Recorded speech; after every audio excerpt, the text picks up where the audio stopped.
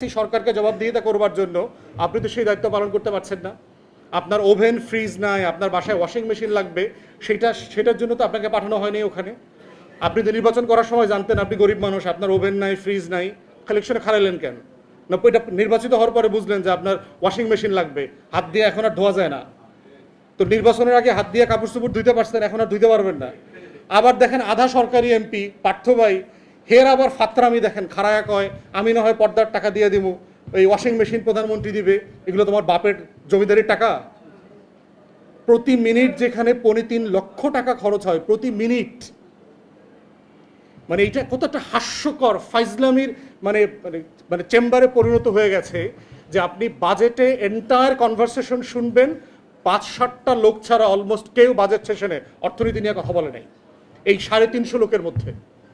তাহলে আমি এই ৩৫০ জন লইয়া কি করিব? উহাদেরকে লইয়া আমরা কি করিব?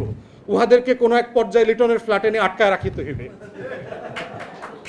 কারণ তো কোনো কাজে লাগতেছে না। তো এদেরকে লিটনের ফ্ল্যাটে নিয়ে আটকায় রাখা ছাড়া আর সিম্পলি কোনো অপশন নাই। তো যেখানে আমার ৩ লক্ষ টাকা প্রতি মিনিটে খরচ হচ্ছে, সেখানে তারা এই ধরনের হাস্যরস, ফাত্রামি, ইসলামী ব্যাংকে মুসলমান না হিন্দুরা চাকরি করে, এইসব বিষয় নিয়ে আলোচনা করে।